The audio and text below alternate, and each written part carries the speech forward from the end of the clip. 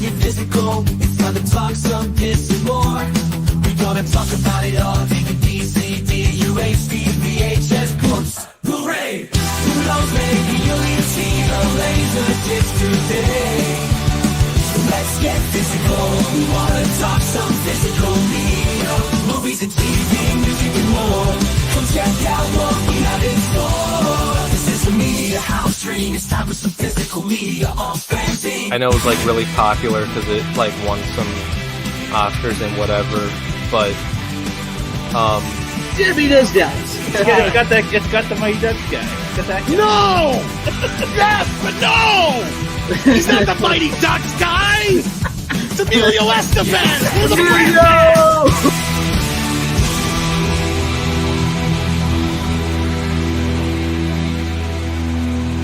You can never have enough physical media.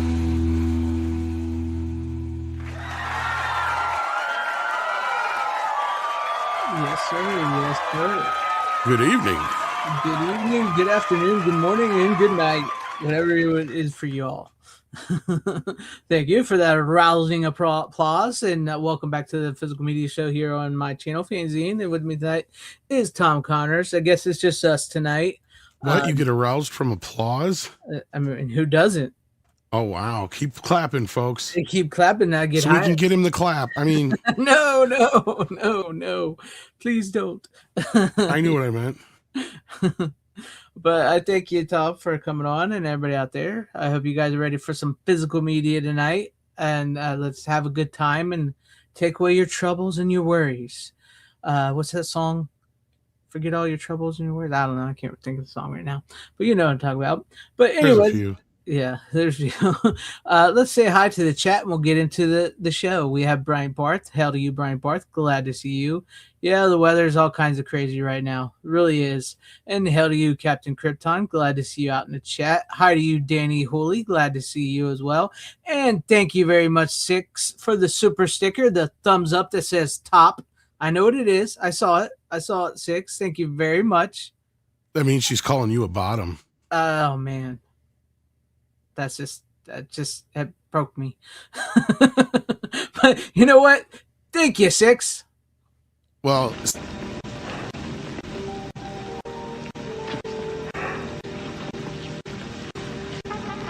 yeah. Sorry, I didn't mean to cut you off. That's okay. She's breaking you down, so it's easier to make you, a bottom. That's all. Oh, that's just She's wrong. grooming you. That's just wrong. This is so wrong. Hey. What's up, John the Beagle Dad? It says I just got back from vacation. Went to Arlington, Texas Grand Prix for IndyCar. Nice. That's awesome. Glad to have you back with us, John the Beagle Dad. I hope you had a good time. Hail to you, Clark the Shark. Glad to see you out there. Mr. O'Grady. I don't know. Who knows? Let's see who else we have. Steven, Deleted Scenes.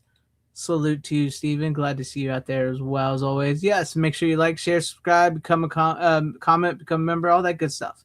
It's all good stuff. It helps the channel immensely. Hail to you, Style Section. Glad to see you. Says hail to all my fellow people who will be poor next month when all the good stuff comes out on the media. Yeah, I think we got a couple announcements today for a few movies, so we'll go through those here in a minute. Make sure I got everybody here. We have Trevor Maurer says hi, everybody. Anyone else thinking about the Fleischer cartoons remastered set coming in May? Oh, I didn't. That one I did not see. So are they redoing the like all the Fleischer cartoons in May? That's cool. I have to look that one up. Hail to you, Anthony Draven. Glad to see you out in the chat. Cheers to you, Dalton B. Glad to see you too. What is up, VHS Massacre? Tom, glad to see you out there as well. Avoid the clap. Jimmy dug in a league of their own. Nice. Yeah, I know. It happens. I'm sorry. I'm trying. Tom knows me. See, Six? It's not right, Six. It's not right. I will never be a bottom.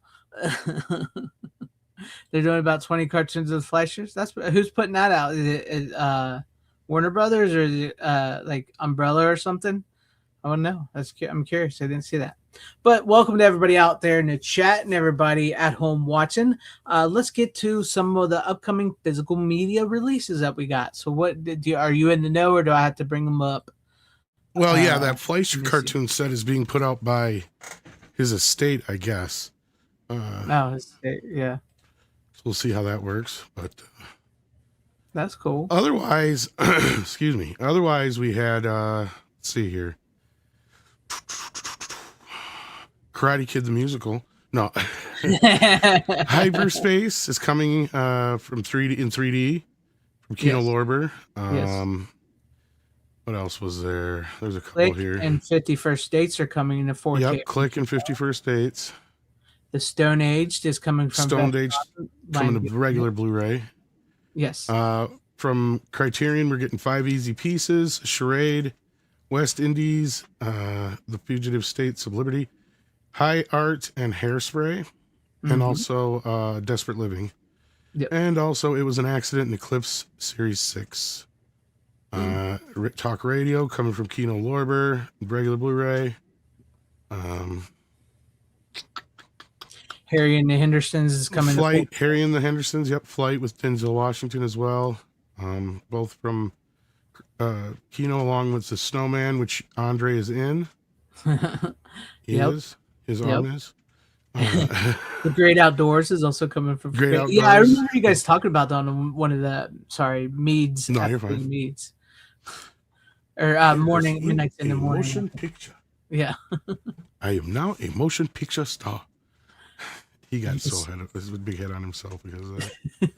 He's going to have a 4K. Oh, and by the way, nobody cares, but Bridesmaids is coming to 4K. Oh yeah.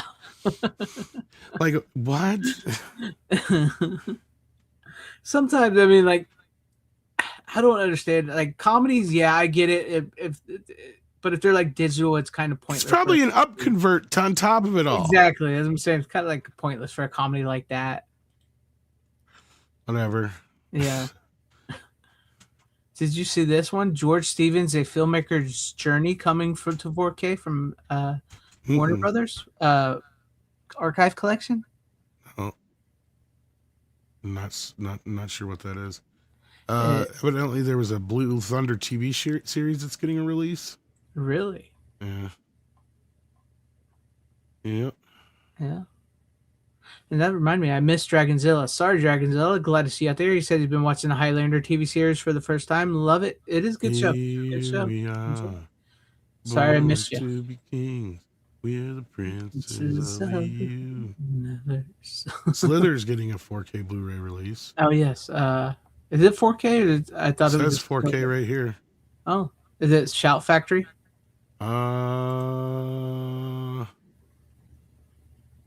British label Vertigo. Oh, so it must be a British release. Oh. Slither in 4K. 2-disc 4K restoration from an inner positive, so they don't have the negative. There you go. Weird. James Gunn's Slither. Which is a good movie. It's fun. It's a fun movie. Slither.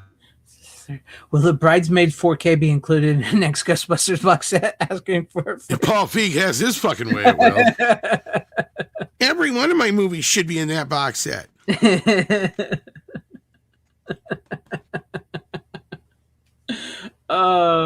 It's going to be everywhere. The Paul Feig box set of everything. Bill Murray didn't have enough to make it as a Ghostbuster in my precinct. Dan who? Always. Nick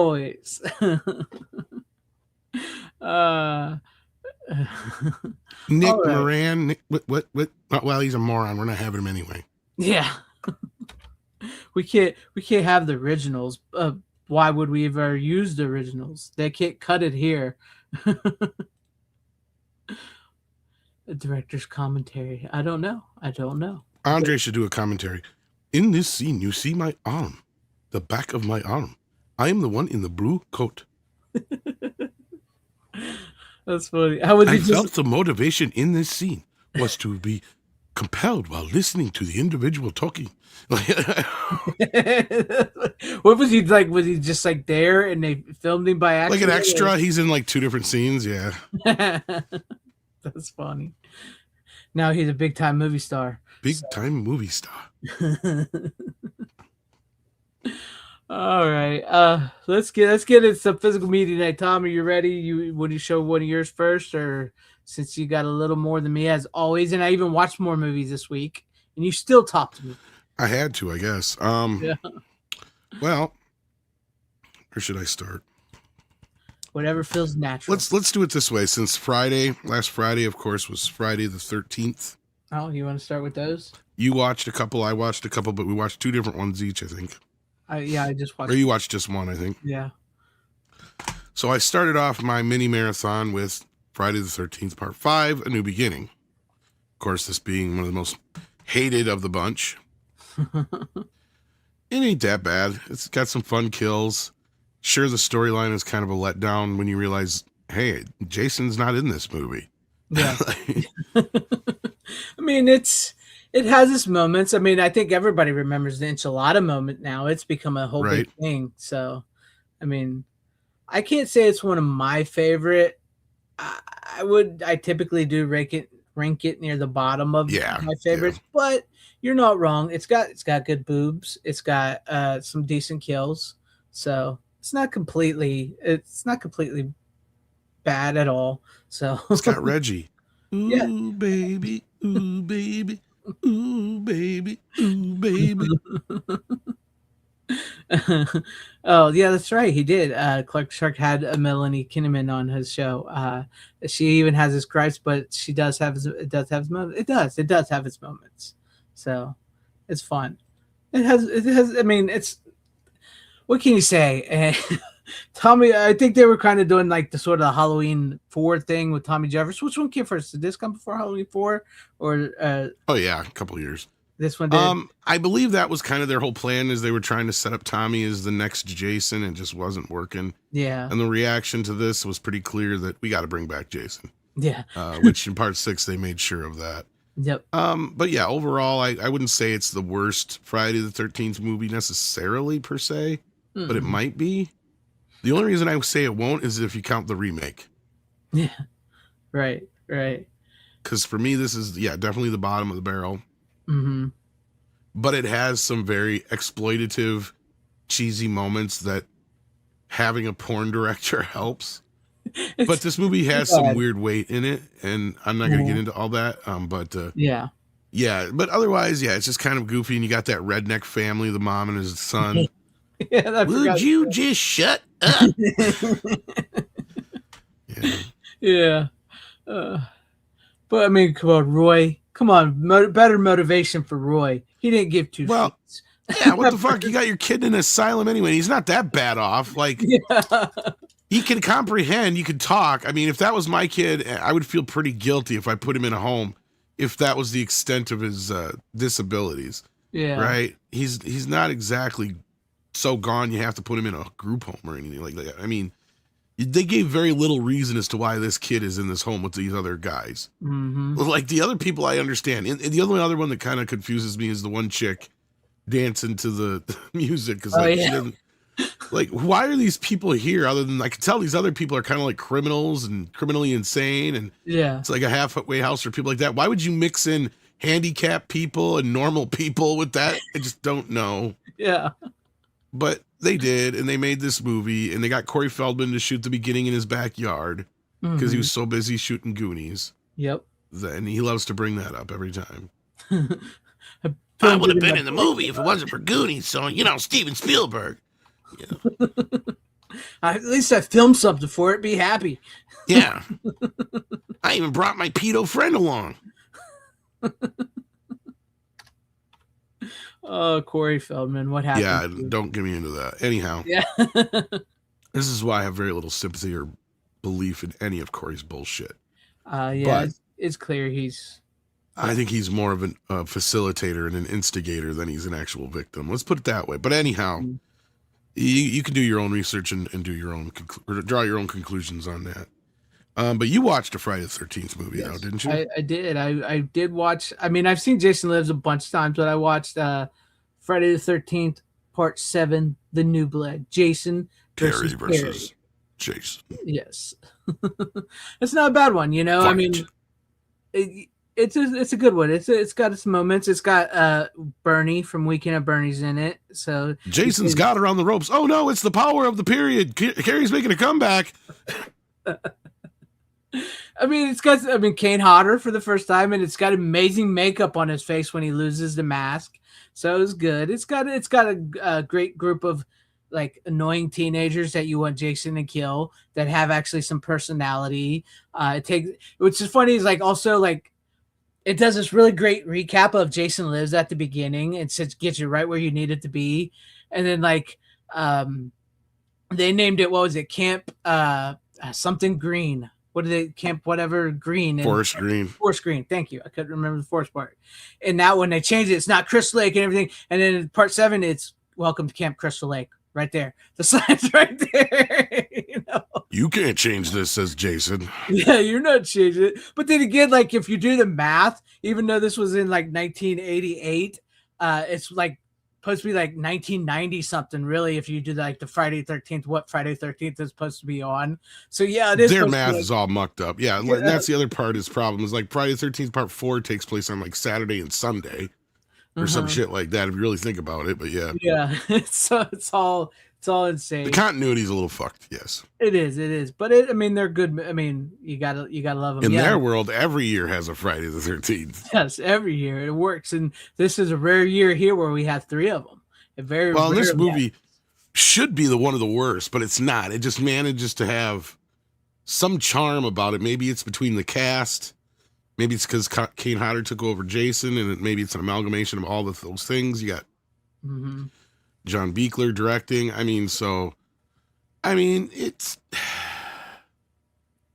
It's not a bad film, and it's a fan favorite, so you can't knock, you really can't say too much about it. You can call it Carrie versus Jason all day long, but as blatant as it is, that's what's ideal. Yeah. Yeah. I like it. I still think Jason Lives is my favorite one, but I've seen that one so many times. But no, this one's it's not a bad little follow-up. Kane Hodder's great in it. The makeup effects are great. Like you said, John Carl Buechler directs it. A legendary, practical effects. May he rest in peace, yes. May he rest in peace. Him, Lar Park Lincoln has all passed away now. So may they rest in peace. Like I said, Terry Kaiser as the doctor who's an asshole. Though I do have one bone to pick. He deserves a much worse death in the movie than the death he gets. Because him and the one chick that's always bullying Lar Park Lincoln's character, Carrie, her Carrie character, like she gets a really bad death. The chick that like what she does. But like Terry Kaiser's character is just like, oh, he's dead. It's like, come on, man. That guy deserved like a bad death in that movie. That's like the one you're rooting for where you want Jason to take him out. Yeah, that's the guy, like you think he got away, and then you find him like he's on the side of the road running down the road going, I got away. And then all of a sudden Jason just pops right out in front of him, starts hacking the shit out of him or something. Yeah, that's what you need. Or some more gruesome death. Yeah, some gruesome. Because because he's also got the coolest weapon with the weed eater with the razor blade on the end, and he's like, he's chasing him with that, and then he's just like lightly touches his stomach with it, just like one time, and that's it. You're like, come on, man, he needed something way worse than that. He got her mom killed and everything, and he was. Well, of course, this movie is notoriously one of the most cut down ones of the bunch, and they don't have the footage to.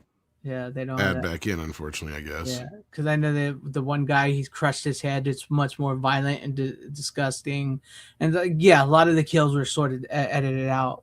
And but no, it's a fun movie. Yeah, they did. That happens a lot with horror movies. Happens a lot, sadly. So yeah, it's one of the fun ones, and it is funny though that it's like I remember you mentioned once before. There's a group of people that don't like after part 4. They don't like Jason 6 and 7, and then where it becomes like the zombie Jason. And I never bumped into those till recently, and I was surprised because for the most part, I've always heard people talk about how they like 6 and 7 and stuff like that. And there's a whole group of people that do not like the back half of the films from 5 onwards at all. So yeah, they don't like zombie Jason. Yeah, they don't like zombie Jason at all. But this one's good. I enjoyed it. I had fun with it. I hadn't seen that one in a while, so it was a good one. It was a good time. So Yeah. But you watched another one. So what was the other one? I did. I went for the two that out of the original series people hate the most, Part 5 and Jason Takes Manhattan, or should we say, was it Toronto or Toronto, Vancouver? One of the two. like 10 Can't minutes remember. from New York. Yeah.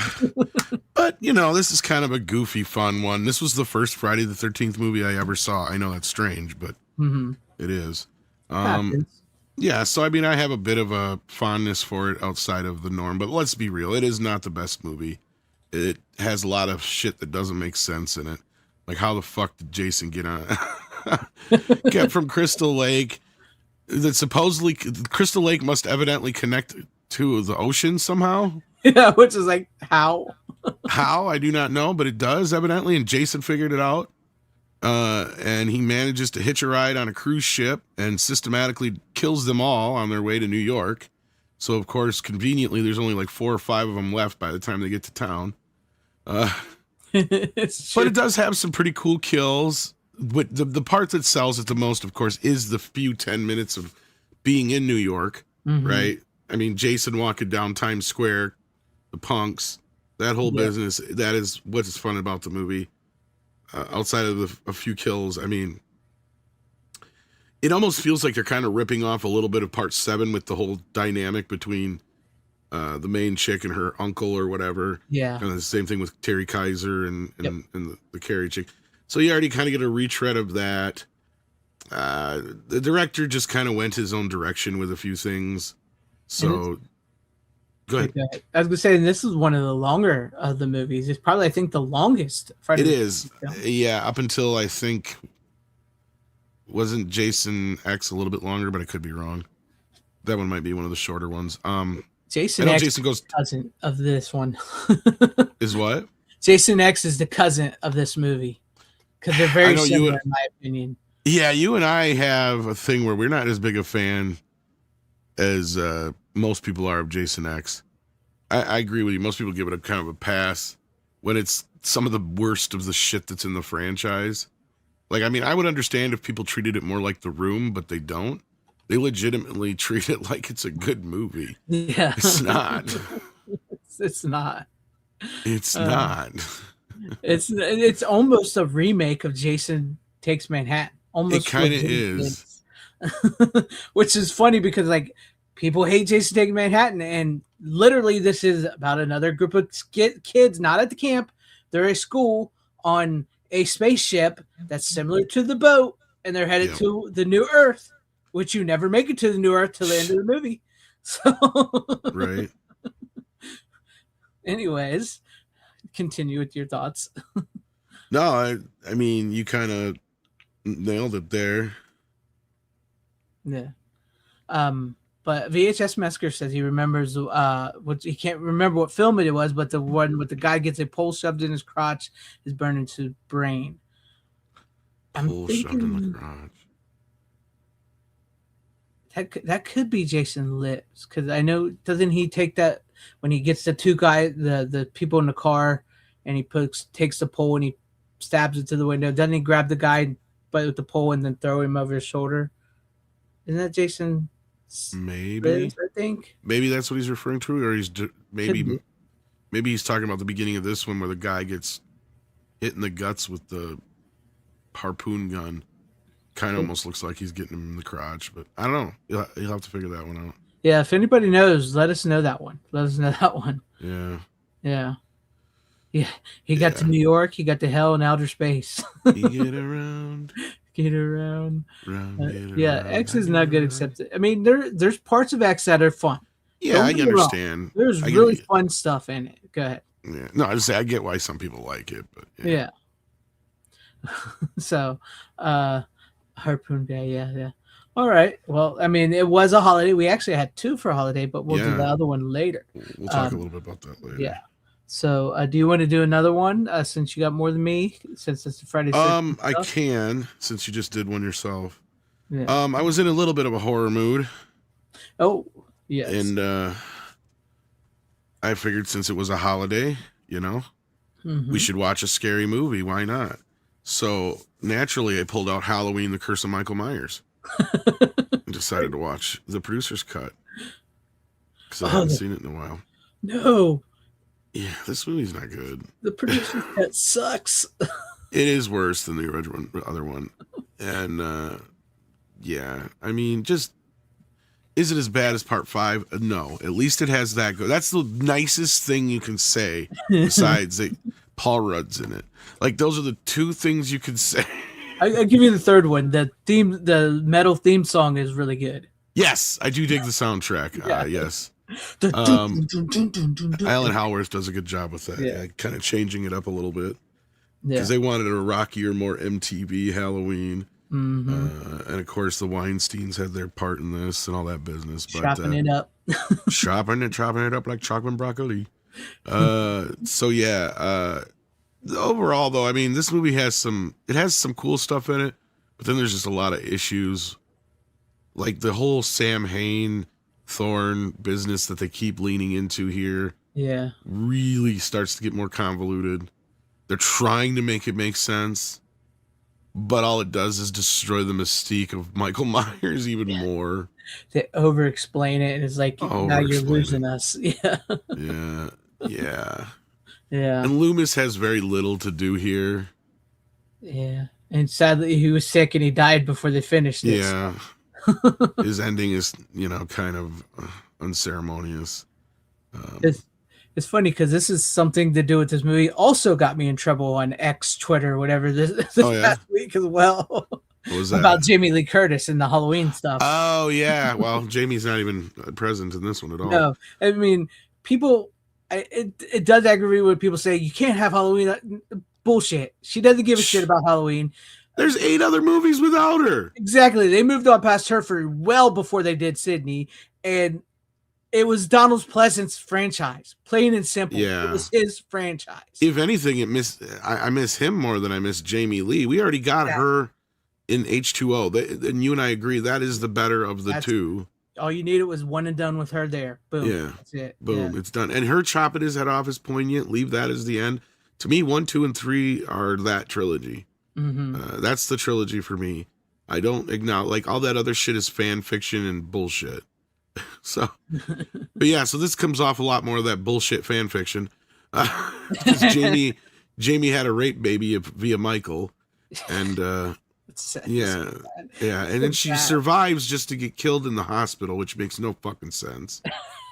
Because she doesn't say, like, her living doesn't, you know what I mean? Like, it would make sense if she lived long enough to give somebody a piece of information or something, and then she died. No, she serves zero purpose to stay alive. Why didn't you just let her die when she initially died? Shooting her in the bed in the fucking hospital is overkill and pointless. Yeah. Bitch is in a coma on top of it all, so she ain't talked to nobody. She ain't said nothing. The only reason they know who she is because Dr. Loomis says, I know her, it's Jamie Lloyd. You know, like, otherwise they probably have zero fucking clue who the hell she is. Yeah. Because Jamie Lloyd's been missing for like 5 years or whatever it is, yeah. Yeah, they didn't even bring back Danielle Harris, but so it's like people didn't even realize that was her at first, unless you were like us, unless you were like us, right? If you're Halloween fans and seen all the Halloween movies, regardless. Well, I think they make sure that she says it, and Loomis says it at least 3 or 4 times. Yeah, in the beginning, just to hit it home. Yeah. In the first see her, you don't know that's supposed to be Jamie Lloyd when she's laying down. Right when you first see her, yeah. Yeah. Because it's not the same actress, so you're like, "Who's? Oh, that's Jamie. That's not the same." So, yeah. But no, the producer's cut. I mean, like even the ending of the producer's cut is horrible. It makes the movie so much worse. No, Michael. No. Isn't that like? Isn't that even some voiceover and it's not even his? Yeah, I don't even think it's his. I think because they didn't finish his shit. I don't think. Yeah, he died. Sadly. Yeah, I don't even think they got to film his death scene there. Yeah. Yeah. And I think I'm not even sure if they were planning on killing him or not. So at that point, they're probably like, we might as well not kill this guy because we know we're gonna make more of these. Yeah. And then of course he ends up dying on him, but. Mm-hmm.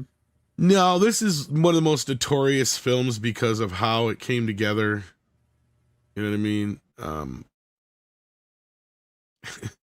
And it had such a tumultuous history. It was supposed to be out like almost a year before it finally came out. I had a weird release date in the middle of the summer, if I remember right, or into August or something. Which is weird because that's how they also did H2O and I think the other few. But yeah, I remember it was one of those movies where like, is it ever going to come out? Like, I remember seeing it advertised like 2 years ago. Yeah. It was first called Halloween 666. Yeah, I remember that. So no, I had a weird hankering to watch Halloween movie, and that was the one that popped off the shelf at me. I was like, all right, whatever. It's not part 5.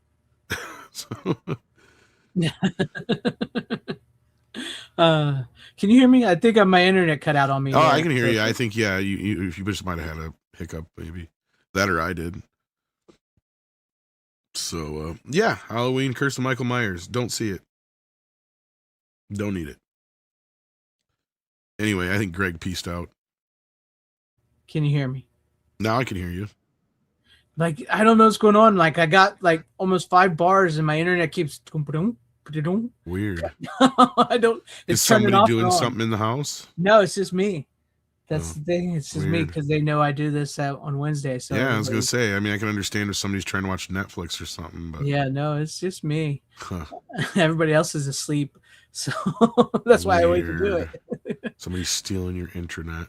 It's bull crap. All right, well, you're back anyway, and I'm done with Halloween. So. Okay, I'm surprised you watched Halloween before October. You know, You're kind of getting like me, where I watch horror movies. I watched it after the Friday the 13th movies. I was kind of like, okay, I'm enough with Jason. Let's move on to another one. Let's have something else here. Yeah. All right. Well, from Halloween to how about Flash? Savior of the universe. Flash. I don't. That's not the cover I have. I don't think. That's Is what it? you got? It's the Maybe it Arrow is. I 4K don't know. one. Yeah, I have the Arrow 4K. Oh, maybe it is. I thought it was bigger and fatter though. Well, mine's just a single. I don't have the. I don't know if I have the slip cover then. Yeah, I didn't get the fancy box Huh. set with the poster and the book and all that. So, but no, I love this movie. I don't care what anybody says about this movie. It's a heavily influential movie amongst a lot of space movies. Ming the Merciless is great. Max von Sydow and I can't think of his name right now. Sam J. Jones as Flash is incredible. Yes, quarterback of the New York Jets. Go Flash, go! Flash, I love you. Yeah, Flash, I love it. It's so like how quick they two fall in love and stuff. It's just like, oh, I love it, man. The cheese of it is so good. The cheese is so good in this movie. The women are cute. They're all bad. Everybody in this movie is a badass. Everybody in this movie is a badass. Oh, like Brian Blessed, hell yeah. Brian Blessed as the Hawkman, the leader. Gordon's alive. He has some of the best lines in the damn movie. He's just chewing up the scenery. He's smiling. He's got that big grin, that big beard. Dive! Who wants to live forever? It's great. Just a damn good movie, man. I haven't seen this in a couple years, so I loved it. It's a fun movie.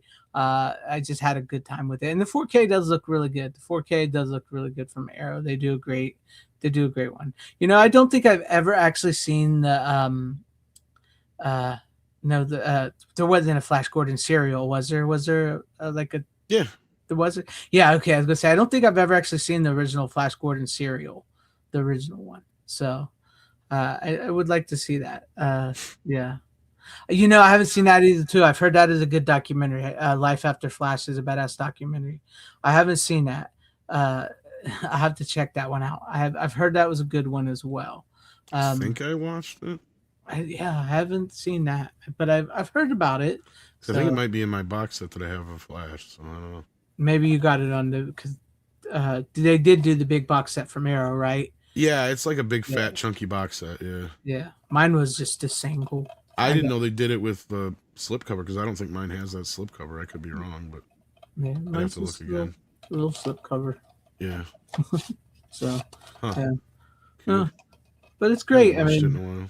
yeah, they Flash is and the news reporter is hijacked and taken up into space by the doctor, which I can't remember his name all of a sudden. But yeah, they take him up into space. Dr. Hans Zarkov, there it is, played by Topol. And they go and they fight Ming, who is the emperor of the universe, and together with Timothy Dalton's Tree Man and Hawkman, they overthrow the galaxy, and he leads them to victory. It's great. It's a fun movie. It's good, cheesy, good time. If you've never seen it, I do highly recommend it. I didn't even know Sergio Leone was up to direct it. That would have been that would. I don't know if he could have did it. I mean, I guess he could, but I mean, it would have been interesting. Yeah, could you imagine all the tied in face shots of like Flash Gordon's eyes and Ming's eyes and stuff? That would have been. I don't know. That could have been fun. Leone was a fan of the original X-Men, and yeah. But if you guys never seen it, it's fun. The 4K is definitely worth it. It looks beautiful in 4K. Arrow does a great job. So check out Flash Gordon, Savior of the Universe. Queen does the soundtrack. It's amazing. So the whole scene when he's in that ship and he's headed towards where Ming's marrying his woman, and you got that dun dun dun dun dun dun dun dun from Queen. Man, that scene plays. It's like, what's going to happen? Flash and all that. It's like, is he going to make it in time? It's just a damn fun movie, man. I just had a blast watching it. I always love this movie. So check out Flash Gordon, Savior of the Universe. Yeah, indubitably. So, all right. What do you want to go down to another one? Sure. Where should I go with Flash? Well, we'll do this one next. Yeah. It's not quite a superhero movie, but it has similar tropes to it. It's probably my favorite Jet Li movie, and of course we talked about it on Toxic Tuesday. It's called Unleashed. Have you ever seen it? No, I have not seen Unleashed. You need to see this movie. Okay. It is an excellent film. I don't even want to give away too much, but Jet Li plays this guy who's been raised as basically a dog. He's caged up, and his owner is played by Bob Hoskins, who has trained him to be nothing but a vicious killer the moment he takes the collar off. So the setup is he's like his little, vicious attack dog, and he runs numbers and goes and collects. Well, he gets wrapped up in this professional, underground fighting thing where Danny, of course, excels. And of course, Bob Hoskins' character is seeing dollar bill signs and, just come flying in. He's like, now we can finally retire. Enough of this penny ante bullshit kind of thing. And of course, at the opportune moment, some other guys who were very pissed at Bob Hoskins show up to take him out, and Danny gets away. And Danny runs to the one place he actually felt safe at one point, and that was when he ran into Morgan Freeman's character, who plays a blind piano tuner. And so he goes to him, and they take him in, and it's a very interesting story about how he has to adjust to basically society again, because he's never, he was raised as a dog, basically, and all that kind of stuff. And I don't want to give too much more away, but the fear in himself is, can he control the animal? You know what I mean? And it's an excellent fucking movie. It's a movie that should have even got nominated for Oscars, but got completely ignored. They made the mistake of releasing it against Revenge of the Sith, of all things. Oh man. And it definitely is Jet Li's best movie. Outside the US, it's called Danny the Dog, but here it's called Unleashed. But yeah, if you have not seen it yet, I highly recommend it. I think I remember the trailer, but I've never seen the movie. I've seen Romeo Must Die. But it's a great film, and fucking Jet Li brings in a hell of a performance. There probably would have been. It's like a better movie if it went up. Well, it is a good, you know what I mean. Better success if it went up against Revenge of the Sith. Now I got to see this one. I got to check this one out. Good night, John the Beagle Dad. Thank you for hanging with us. And what's up, Berserker? Glad to see you. Yeah, Bob Hoskins is always great. He's a great actor. He was. He's still alive. Is he dead? No, he's dead. No, he passed away a while ago. Yeah, I was gonna say. No, he chews with scenery in this movie. Holy shit. Yeah, because he plays like a Godfather kind of guy, gangster, mobster kind of guy. Nice. But yeah, it's an excellent movie. Check it out if you haven't seen it. I have not. I mean, like I said, I think I remember the trailer, but I don't know why I've never seen it, because I watched all those back in the day. It's like the one I missed because I seen the one. I seen Romeo Must Die. I seen the one that he did with didn't he do one? Was it Romeo Must Die? That with DX? There's one with DMX. I'm that not he sure if did. that's the one or it's a different one. Yeah, and then I don't know how I missed this one. I don't know why. So sounds like a fun one. Sounds like a good watch. I need to see that one. All right, where do I want to go? Because I only got 2 left. So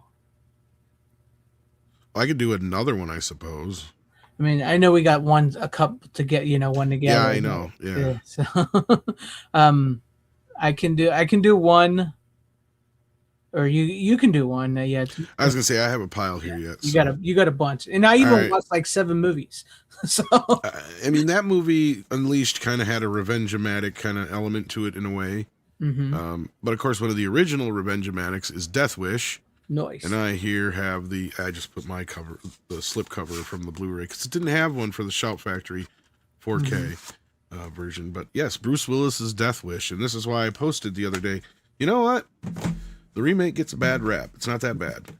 I mean, it deviates quite a bit from the original film, but in fact, I think it actually incorporates more from the book. Mm-hmm. If I remember right, in the book, Kersey is a doctor like Bruce Willis is here.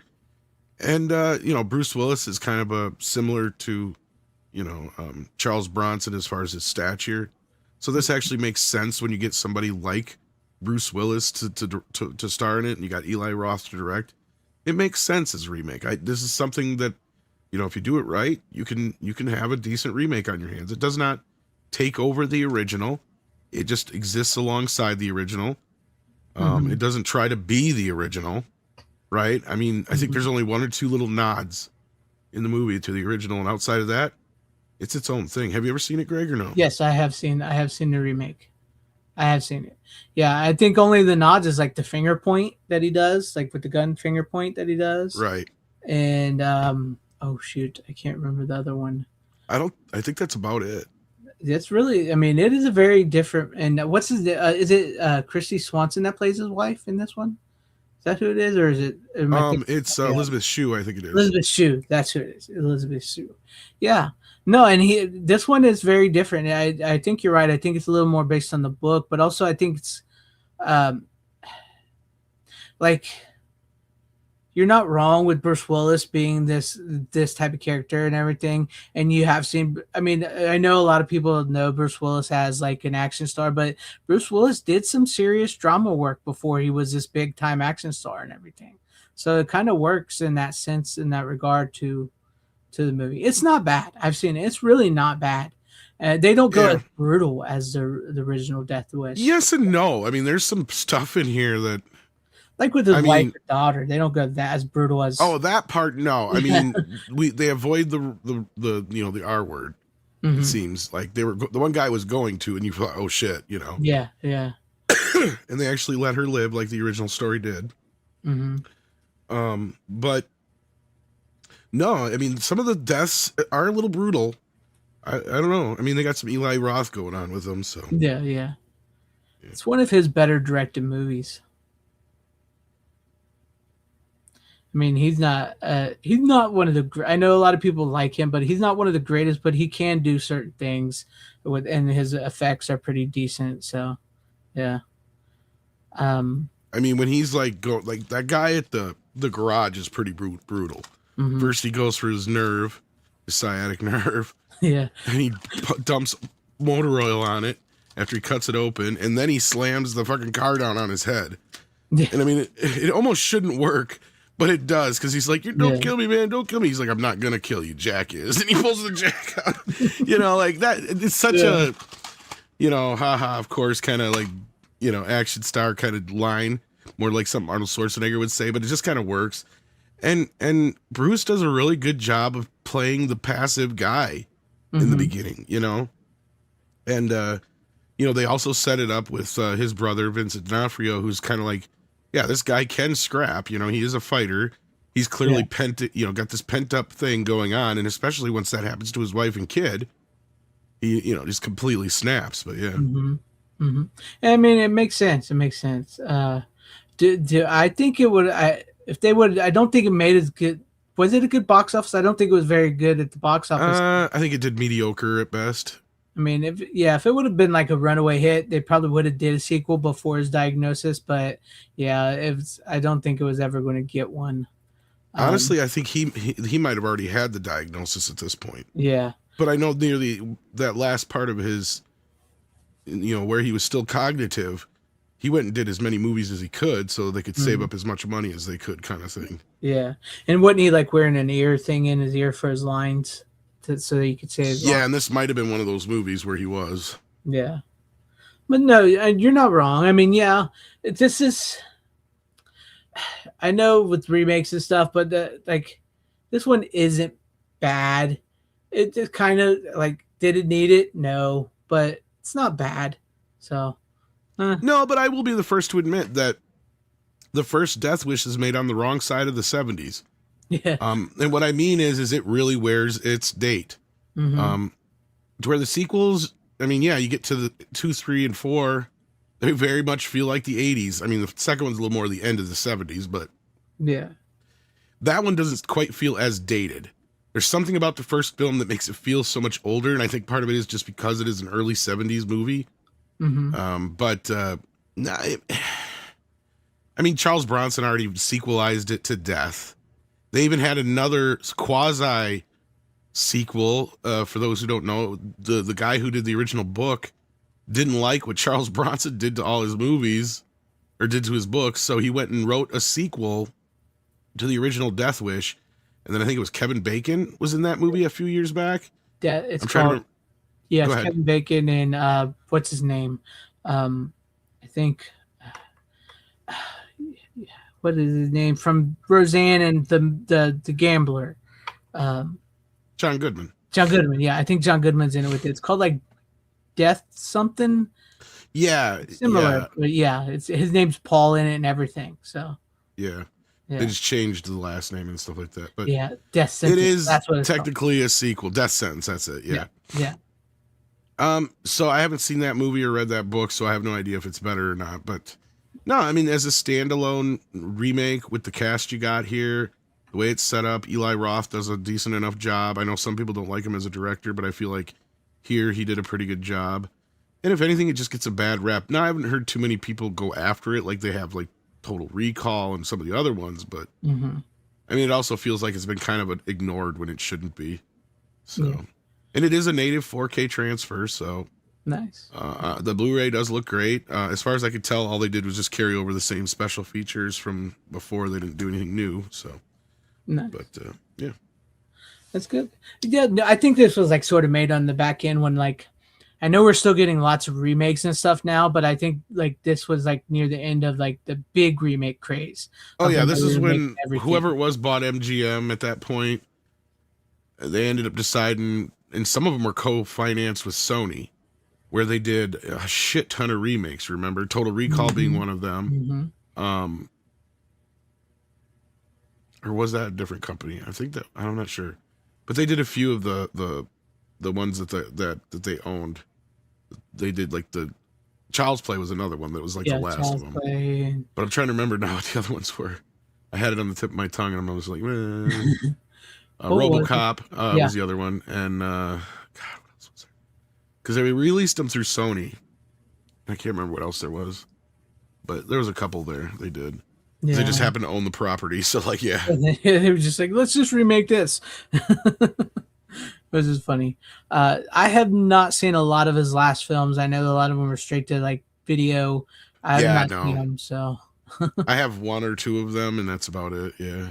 Yeah, I can't. I don't know if I can actually do that. You know, I mean, I like Bruce Willis, and I don't want to remember him for movies like that. You know what I mean? So, all right. Yeah, this is probably one of his last big movies, actually. Yeah, I think that outside of like the Expendables, the first. He wasn't even in this third one. He wasn't in the third one, just the first two. So, yeah, I think this might have been his last theatrical film. It might be, yeah. Yeah. Sad to think. Okay, so I guess I'll go to me. If you got any other final words on it. No, pretty much that's it for Death Wish. Okay. So, speaking of Death Wish, this has absolutely nothing to do with it. this is this is one of those movies that is considered one of the worst movies ever made, but I freaking love it, and that would be Cabin Boy, starring Chris Elliott. Would you like to buy a monkey? Would you like to buy a monkey there, a young lady? He calls him a woman, calls him Sarah, and all kinds of things. The only movie, what's his name? What's his name? David Letterman. Yes, the only movie David Letterman agreed to actually be a part of. Oh, and he milked that for all he could. Yeah, he did. He did. I remember. Like, I think it was almost worked out better that the movie was a flop because then Dave just kept invoking it. Yeah, and it became a cult classic through years, and it's produced by Tim Burton. So, yeah, it's got some cool, like it's got some Tim Burton style effects in it and everything. I think it is a bit of a misunderstood movie, and it's not great, but it's hilarious. It has funny moments. Chris Elliott is funny in it as the dumb fancy lad. He's a rich fancy lad who's supposed to be going to Hawaii to take over the family hotel, and he's so dumb, and he gets lost, and he gets on a fishing boat with a bunch of gruff old man fishermen, and they they torment him and everything, and he goes nuts, and they get him to the island and everything. It's fun. It's got its moments. It's a fun movie. Yeah, it's freaking nuts. This is a movie that you have to see to believe. It's just insane. And with like you mentioned earlier, which I did not know that he made another movie, but it was from the 80s. Kino's putting out Chris Elliott's other movie that you mentioned earlier. What was that? It's like with the aliens or whatever. But anyways, yeah, that's what they're putting out. I don't know if Tim Burton was supposed to direct it. I think maybe he was. But it was directed by Adam Resnick, who was Chris Elliott's writer, and they did that TV show together back in the day, Get a Life. So, and this was it, Yeah, get high first before you watch it. Yeah, this is good. Cowboy was good Letterman bit whenever used, but like Rupert or the time they slipped in the ratings and they got Times Square billboards. Yeah. So yeah. But if you've not seen this, guys, it is funny. Chris Elliott is great. They have it's like got the Ray Harryhausen type Sinbad voyage thing to it, and with the special effects are similar to like that. Like Ricky Lake is the head of the boat. You know how they have the woman on the boat. She has she's on the boat, made up part of the boat, and she grows a beard and everything because they get into this weird island area. So it's got insanity moments to it, and it is a fever dream of a movie. Just an absolute fever dream of the movie. Andy Richter is in it as the first cabin boy, who's just as dumb as a box of rocks. Is just just. Honestly, this movie is hard to explain unless you see the movie.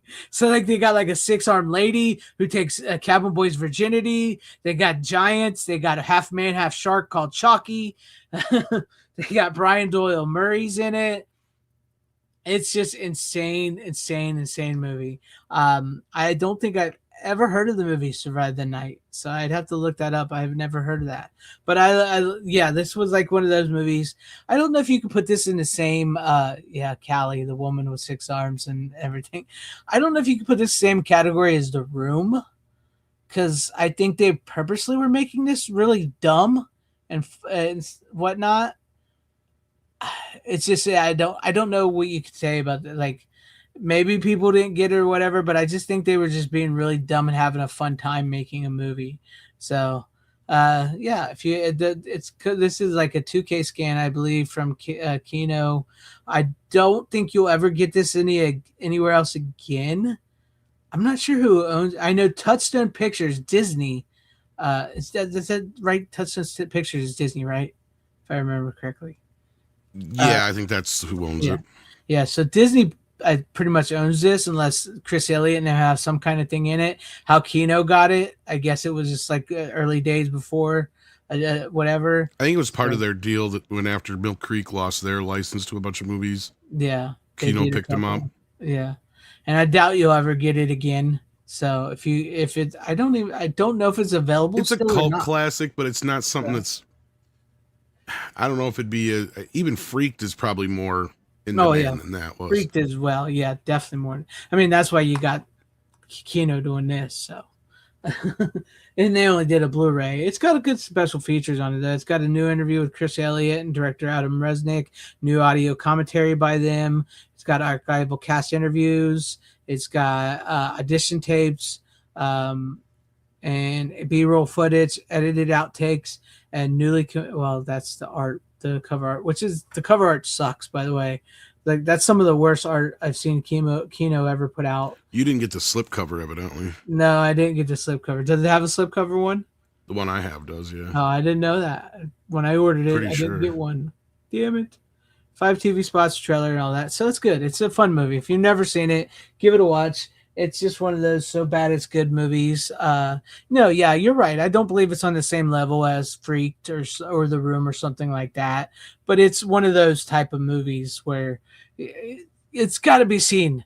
You got to see it to understand it completely because it's just so insane and absurd. But yeah, I got in the mood for that. I much like you when you were watching horror movies. Like I feel like I've been watching a lot of horror movies lately, so I needed a break from horror movies. So I took a break with Flash Gordon and stupid comedy because I just wanted to laugh with the stupid Cabin Boy, and Flash Gordon was just fucking awesome. So, but anyways. You can go into you, Tom, if you're ready for your next one. Sure, why not? Left. I got a few left. I only got one that's related, connected. Yeah. Yeah. I figure we'll save that one for last. Yeah. All right.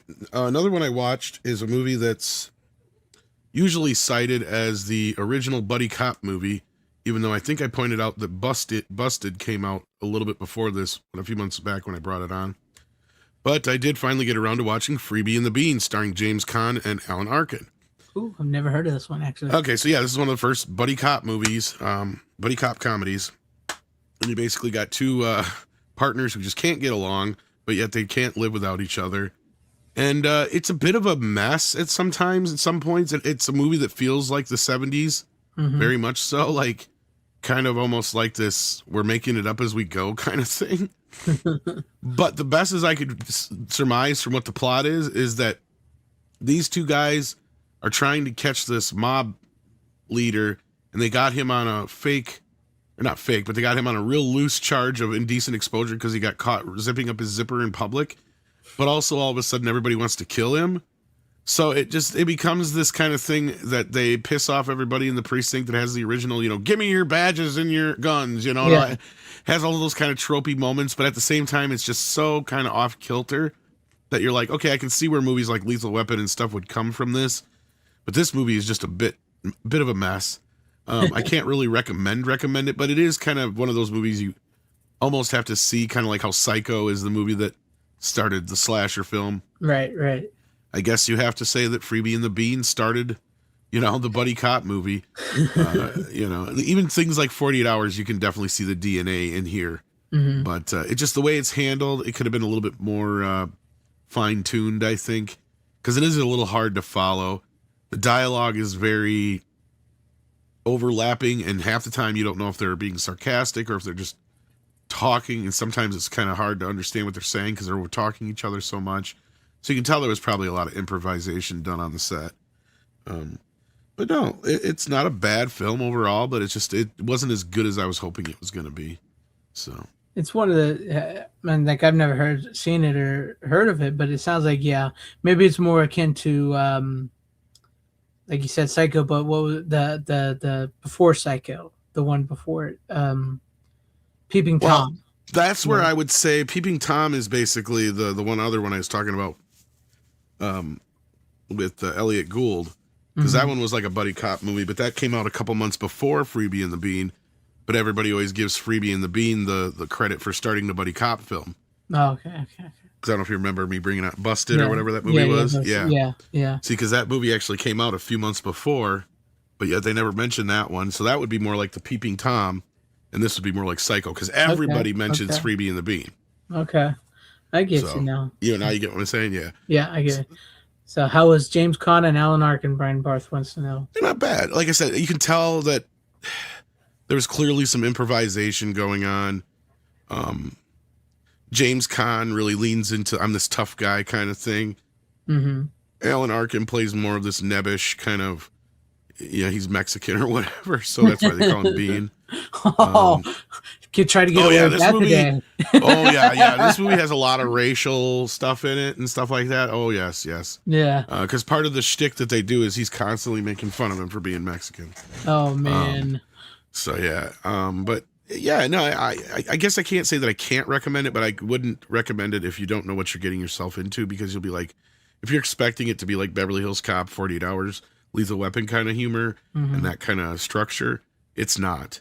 It's very loosely structured, and there's just some bits that were kind of hard to follow, and sometimes it feels like you're just watching little skits in the middle of everything else. Because like there's this one part where they go because like all throughout the first half of the movie, James Caan's character's Freebie is trying to convince Bean that his wife is cheating on him. And of course, Bean just keeps arguing, no, she'd never do that. But then finally he goes face to face with her, and he brings up all these things like a detective that he's like noticed that are out of place or abnormal or what have you. And of course, she has an answer for everything. So like those kind of scenes are funny, but it almost feels like you got little skits set up to happen, for a punchline later. Right. But then sometimes also the movie just kind of free flows so much that you're just kind of like, where am I and what's going on now? Like some of that kind of shit. I get you. It's like you could see the burgeoning ideal of the buddy cop movie coming from this. Just people executed it better years later. Absolutely. Even Busted did. I remember liking Busted more than this. But I do like Alan Arkin and James Caan are funny, and it has some moments that are pretty funny, like I said. But yeah. Again, I just got to warn anybody who's getting into it. It's definitely a 1970s film. Very 70s. Yes. Later, Phoenix Night. Have a good one. Thank you for hanging with us. I know this is made in the 70s. The guy's got sideburns on his dick. Yeah. I was waiting for that one. Picked it up back in 2023. Haven't watched it. I haven't, I had never even actually heard of it. So I'm kind of intrigued to watch it and kind of like, do I want to? Because like you said, I do like to know where these like franchises come from, or I guess I should say franchises, because they're like, like with Psycho, with the slashers, and with the buddy cop movies and stuff like that.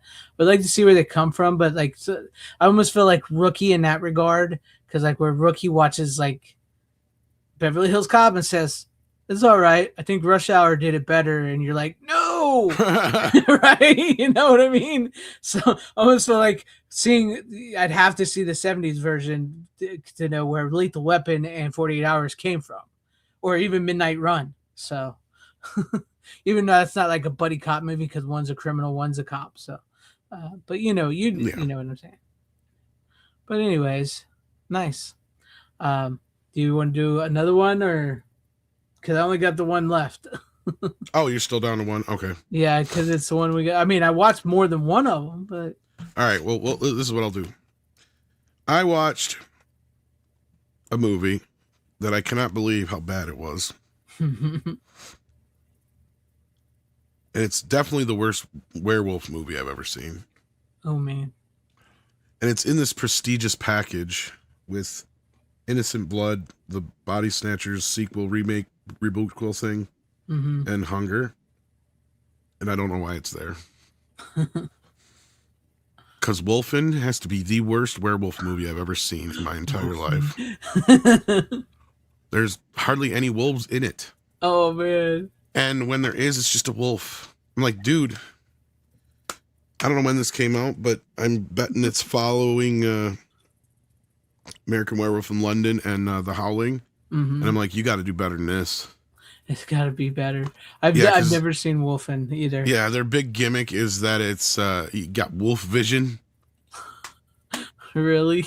Yeah, the kind of shit you'd see in music videos. Oh, man. Like, so anytime there's a werewolf, it's always through this wolf vision until like twice in the movie you see an actual wolf. It's just a wolf. It's not like it's, some mega beast or anything like that. I'm sitting here going, this is what you got? You made me sit for 90 minutes sitting through Albert Finney barely acting for this shit. It's funny. All three of the werewolf movies came out in the same year. American Werewolf in London, The Howling, and this all came out in And there's a reason why 1981. people don't mention this one. Yeah. Because it's fucking horrible. It's really boring bad. as shit. I've never seen it. Like, when are we going to get to the fucking werewolves? I want to see a werewolf. It's just a dog. I've always hated. I'm not much of a fan of the. I mean, I guess Steven's werewolf. not wrong. Okay, so in a way, it isn't technically a werewolf, but it is. It's kind of weird because I guess they never really quite say exactly, unless I'm missing the whole point of it. Is that these guys just turn into wolves because they do? These Native American guys? I don't get it, but Just watch the movie Skinwalkers. It fucking sucks. I'm sorry. It fucking sucks. Maybe the movie's too pretentious for its own good. I don't know. But I was so disappointed because I'm sitting here like, oh yeah, I got a new werewolf movie I haven't seen before. I'm going to check this out. This is probably a classic that everybody overlooks. Nope. It's a piece of shit. I mean, I do know it. I've heard of it and everything. I do know it has a bit of a fan base to it. So, but I've never. For why? Never saw it. I don't know. I've never seen it myself either. Because I was like you. I was watching American Werewolf in London or The Howling or other werewolf movies like that, or what could I say? But I've seen the poster many times at the video store on the Very cover. Misleading. So see, that's when you know it's not a good movie. The critics liked Wolfen. Oh yeah, it's very elevated horror bullshit. Yeah. What's funny is like they're doing. Speaking of which, at Horror Hound, they're going to have The Howling and American Werewolf in London 45th anniversary there. So they're going to be there. David Naughton and nice. Buddy and Joe Dante and one of the ladies from The Howling. So yeah, I'm looking. I hope I get to meet some of them. So that'd be cool. Yeah, Dustin Hoffman wanted the lead role. Really? He dodged a bullet then, according to if he wanted the lead role. Oh, but the critics loved it. Yeah, the critics loved it. That's all you need to know. Like, as soon as you said that, it's like, oh yeah, it's got to suck then. Because when critics love a horror movie, then it means they did something that makes it not really a horror movie. Sinners. But I don't right. know.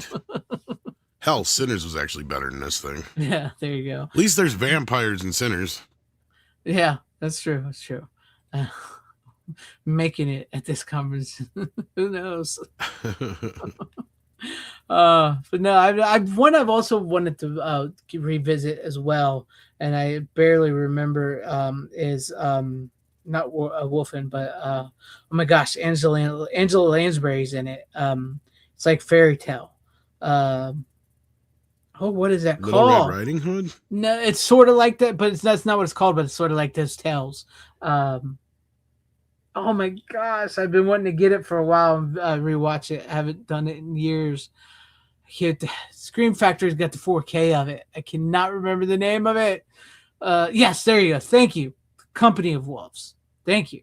That's what it's like, a fairy tale story. I think. Oh, that's the one that got a 4K release, didn't it? Yeah, from Scream Factory, Shout Factory. Yeah. I think it's kind of like Grim Fairy Tales, darker. And I haven't seen it in years, so I can't really remember. But I remember Angela Lansbury's in it, and there's a wolf, like a little Red Riding Hood werewolf thing. So I haven't seen it in years. I've been meaning to. Maybe I'll pick it up soon. But put that on your list, Tom. Yeah. So yeah. So I still have a couple more here, I guess. Yeah. Wolfen was supposed to be 4.5 hours long, apparently, according to my bar. It feels like it is. My God. Like, everything that happens in the movie should be the first half hour of the movie. Like, it's horrible. I'm sorry if you like it. It was just, I was so disappointed. It was just, what the fuck is this shit? It was horrible. It's a horrible movie. Horrible. Well, of course, there was a holiday this week. I'm sure you're aware of yesterday. Yes. Yeah. So of course, on a holiday like St. Patrick's Day, you got to watch a movie about the little people. And I watched a movie that everybody loves. Yeah. And it is called Pot of Gold. Darby O'Gill. Wait, and that's the not Little the. People. That's not. There's leprechauns in it. See, There we there's a go, the leprechaun little right people. there. Oh, he's a little Irish chicken. He's just a little lad. Just a little lad. He's the king of the leprechauns. And it also has a very young Sean Connery. Oh yes, Yes. it does. Yeah, you know, I'm sure. I don't know if you've seen it or not. This is another one I have not seen. Sadly, yes. Darby You're getting me O'Gill tonight. is the town drunk, of course, and that says a lot in the Irish world. Big time. And of course, he's always telling stories of fairies and little people. And one day he catches himself a leprechaun.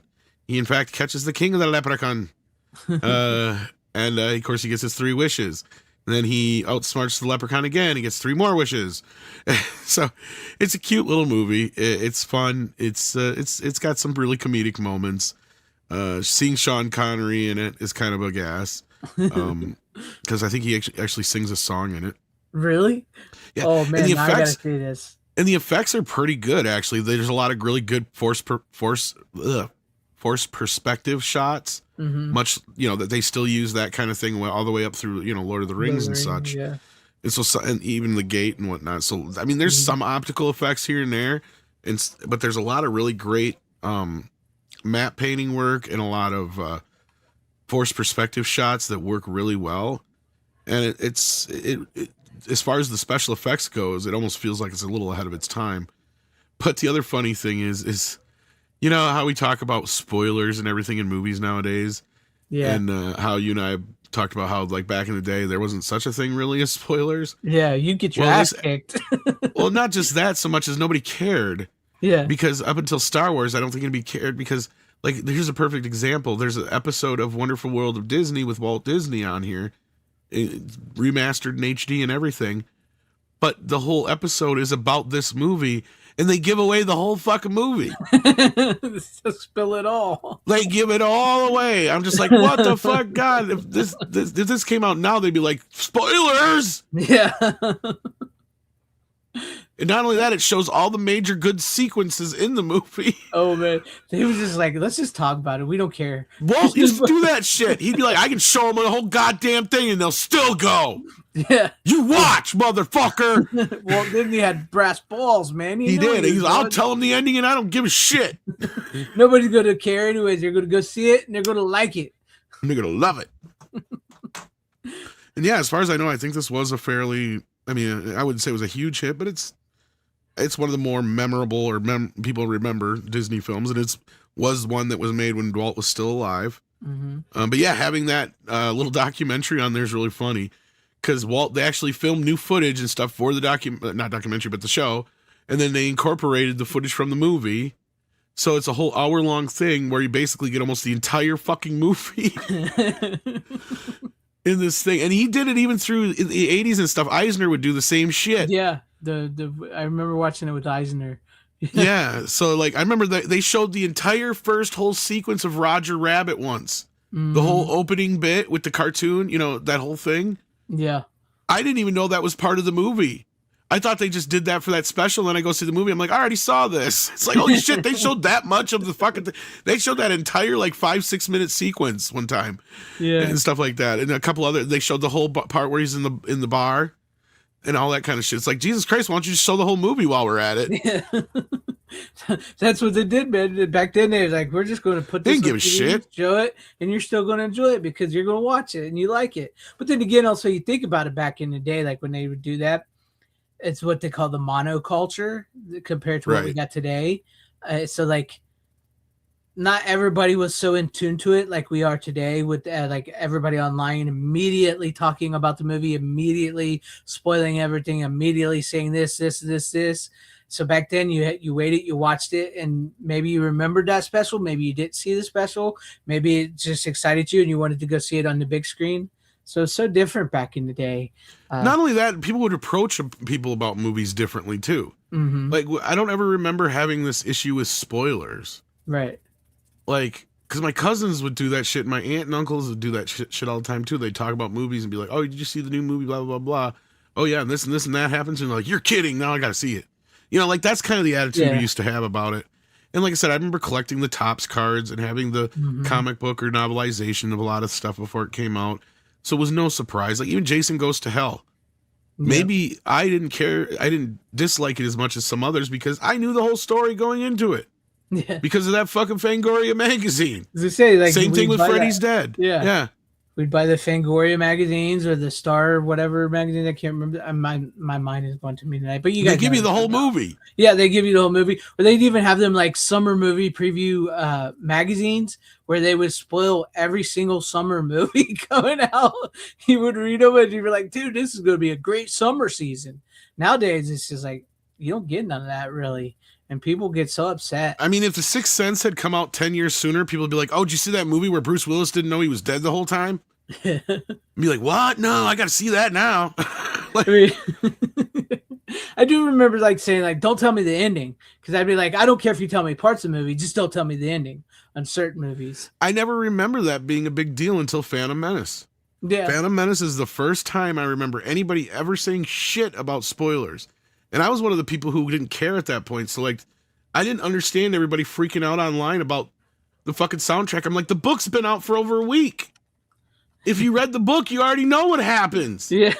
Also, like, I mean, if you listen to what's his name's song, Weird Al's the Phantom Menace song, Yeah. like, he derived that all from spoilers. So Yeah, he got all that shit from the internet. Yeah. Yeah, he's like, he say, like, if you saw that song before you saw the movie, that was the movie pretty much. Pretty much. Yeah.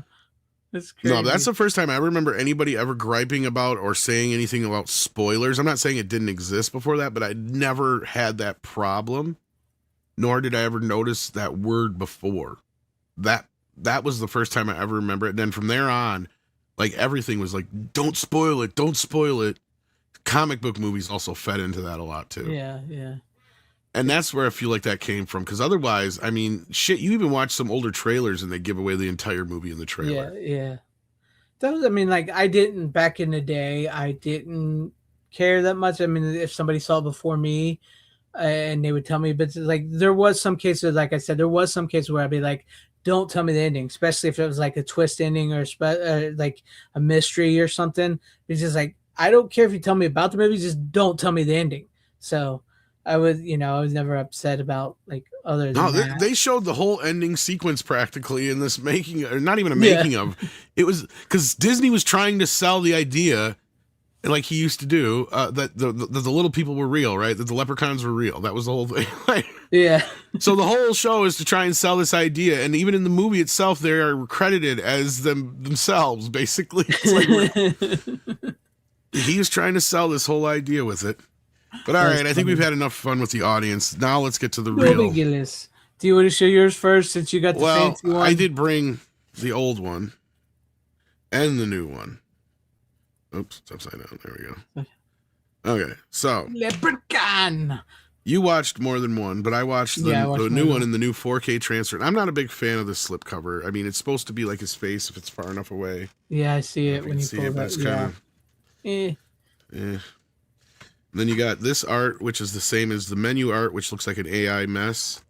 And the back just has clovers on it. It's kind of a weak still. The inside, yeah, and the inside is just green. Yeah. Kind of disappointed in that, really. To be honest, the Blu-ray is the remastered Blu-ray, so we'll get to that in just a moment. Okay. So how does it look overall and all that kind of stuff? It looks good. I have that set as well. That's the one I have. It looks good, but it appears to have some vinegar syndrome going on. Oh, really? And I don't know why they didn't fix it. That or they went a little too warm in the hues, because the skin tones on everybody looks a little too yellow and green in some shots.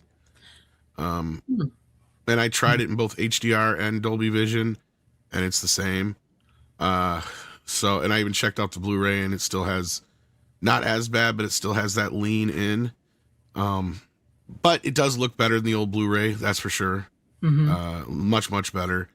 The sound, they gave it a new 5.1 remix, which isn't bad. And I'm glad it's here because I don't know if you saw my post or not. I did. They, for some reason, threw on some 192 kilobyte MP3 mono mix of the soundtrack for the stereo mix. And I know it's not the same because this movie only had one mix before. And if you've watched it, it sounds pretty good in stereo. Yeah. Here, I don't know what the fuck happened. And I doubt they're going to fix it. They probably won't. But I'm kind of disappointed. Luckily, the 5.1 mix is not bad. It does emulate quite a bit of what the original stereo mix sounds like from my memories. But I noticed it right away. Because I started watching it with the stereo track. I didn't want to watch it with the new soundtrack. I'm like, why aren't any of the other speakers firing but the center channel? Because I know the music used to play in the, I know because, I've seen it a million times. Right, yeah. So something got fucked up somewhere on that. Otherwise, the movie's fine, except for it leans a little bit into the yellow hue for some reason. Other than that, it looks great. The 5.1 mix works, and most people are going to have to be happy to have that because, something's wrong with the stereo mix. And it's the same thing on the Blu-ray I checked. Huh. Yeah, Weird. it's identical. The identical mixes, so it wasn't just an isolated thing. Somebody fucked up somewheres. They do give you some new special features. So it has all the legacy features carried over. And then you also get a new interview with the director. And you get a new interview with the makeup guy. So there's that. And you get some more behind-the-scenes footage to add to the other footage we had already. So it's not a horrible package. It's a pretty good package. And you also get the original VHS promo from Trimark. Which is another one of my complaints. They didn't reinstate the Vidmark logo. They still have the Lionsgate logo on the front. Yeah. Yeah. And I don't like how that mixes with the original, because for those who don't remember, there was a nice seamless transfer between the Trimark logo into the music, and it just doesn't seem right. It's like, it's weird when like the studios like Lionsgate buy up those little movies and they get rid of that opening. That's one thing I do like with the boutique labels. They'll leave the opening. They'll leave the original thing. Well, even some other companies will, but for some reason, Lionsgate still has never released it with the original Trimark opening. I think the only way you can see it now is that old DVD. Yeah, we got to put the Lionsgate logo. Must know the Lionsgate logo. Yeah. Maybe they'll fix it. Boba Fett says because they did fix the King of New York. He said so. Maybe they'll. I don't know with the too much yellow and all that. And if they fix King of New York, and then they didn't fix the one I had, which sucks. Because I was bitching about how the 5.1 mix is just blaringly bad.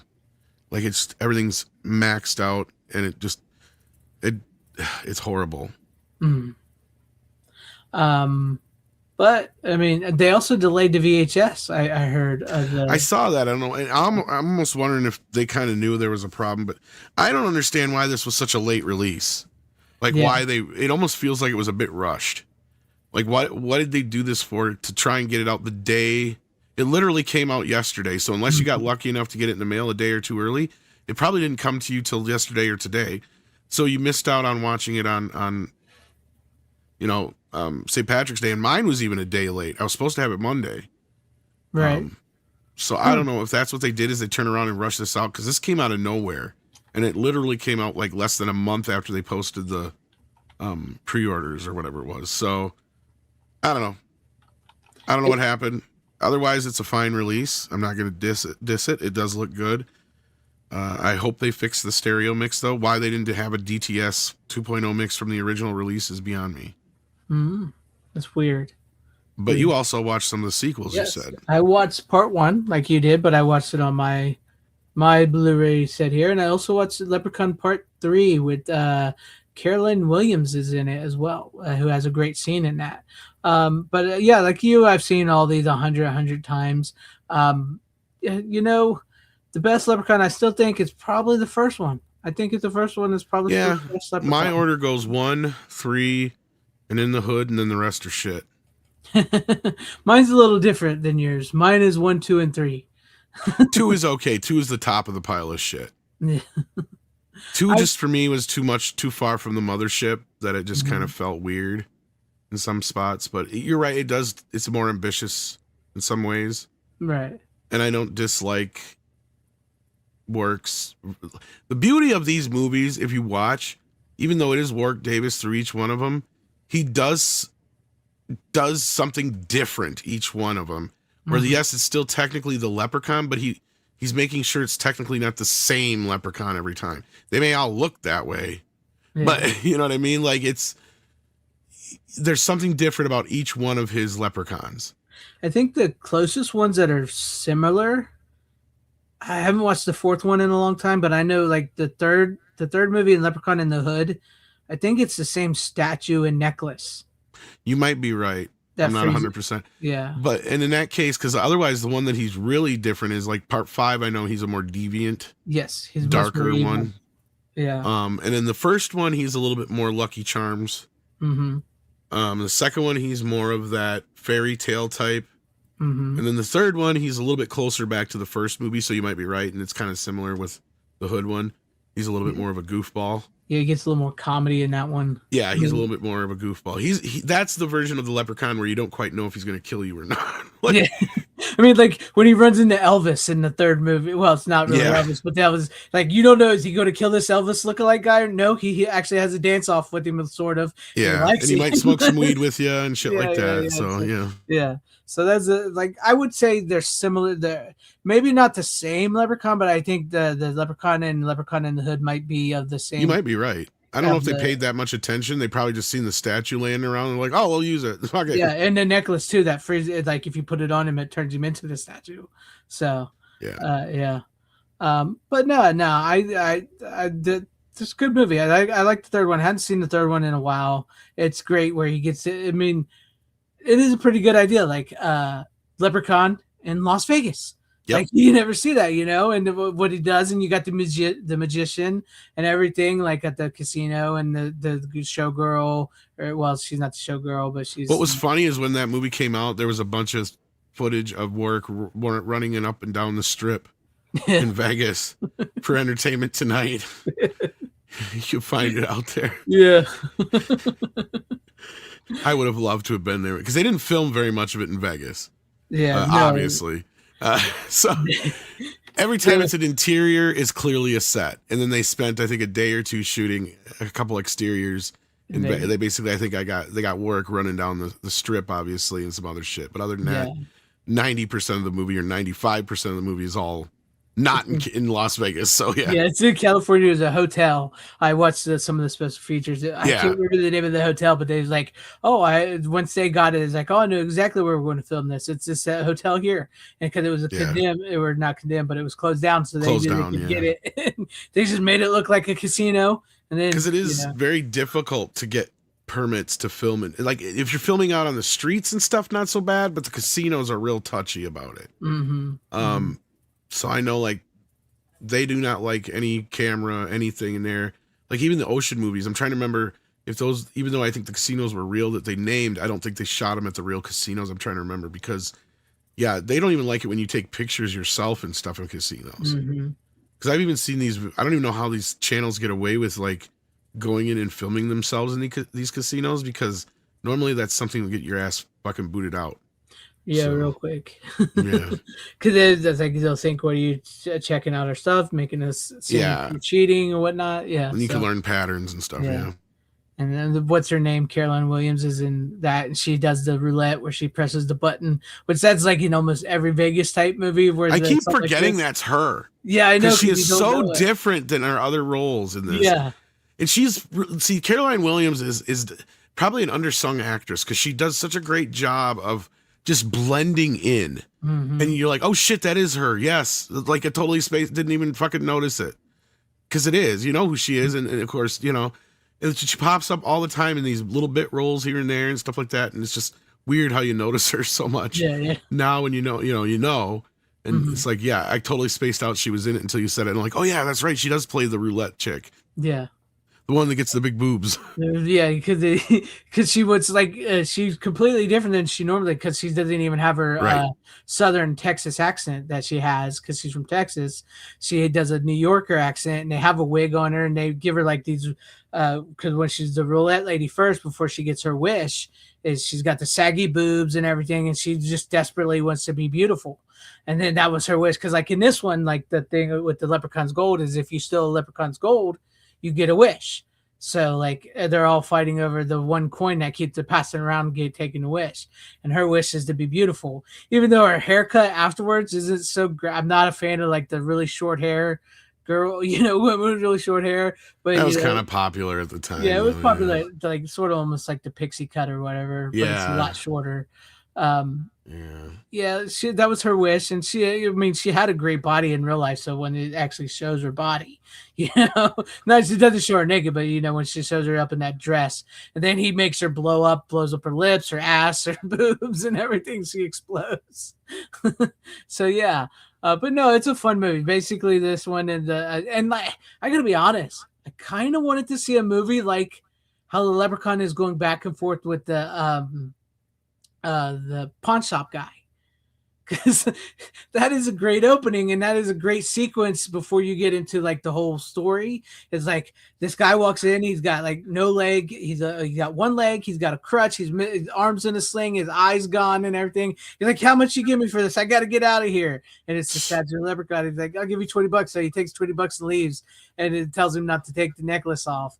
And so that when he takes the necklace off, that's when like they're fighting, him and the leprechaun and the pawn shop guy are fighting back and forth. And you see how that guy ended up like that, because he bites the guy's arm, he breaks his leg, he shoots him with an arrow in the arm and everything. So it's like that was a really great sequence. I would like to kind of see a leprechaun movie kind of like that, where it's just a back and forth between him and somebody.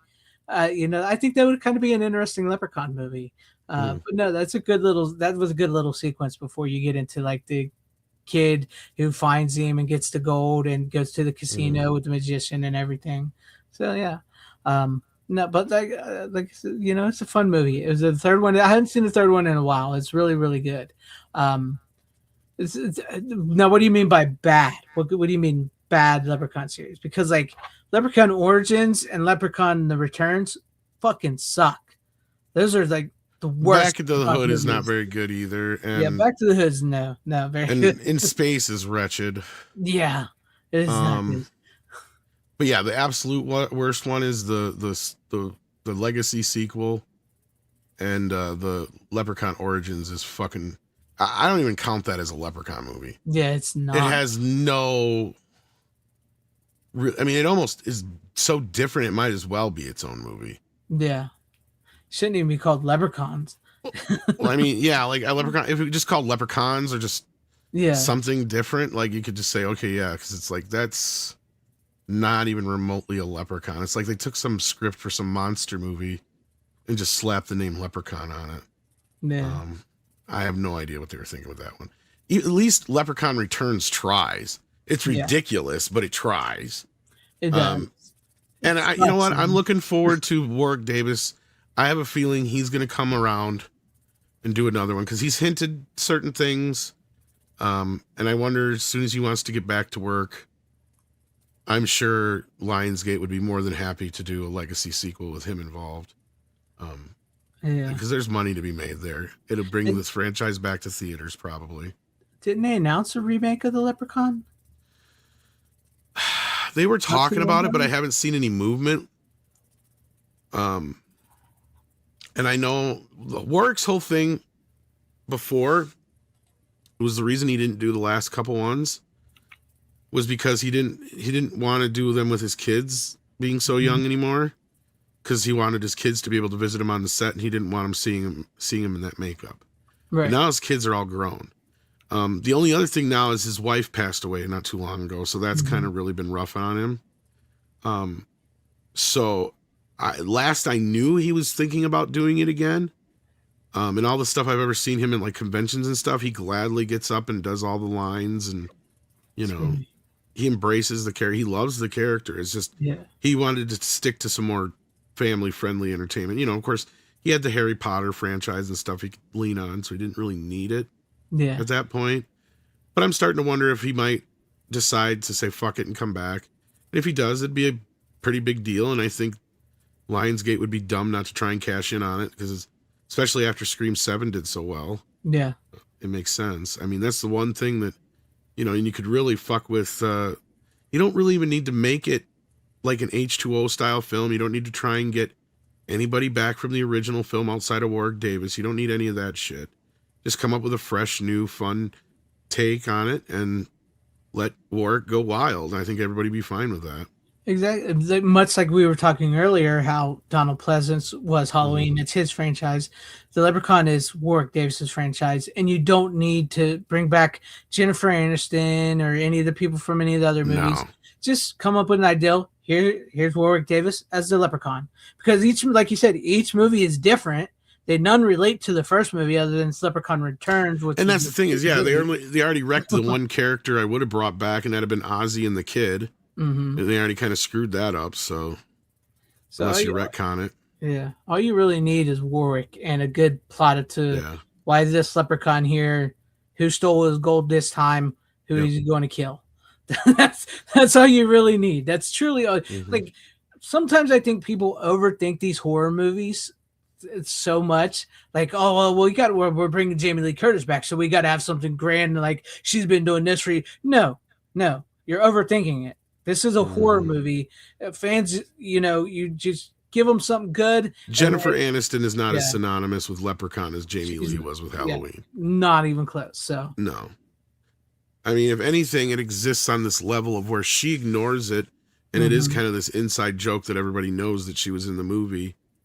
But I mean, she doesn't put in a bad performance. No, I mean, she's fine in the film. You can tell she's actually doing her job when she's there. I mean, yes, now in her career, she doesn't like to acknowledge it, but I highly doubt you'd get her anyway. So you could offer her all the money in the world and she'd still probably say no.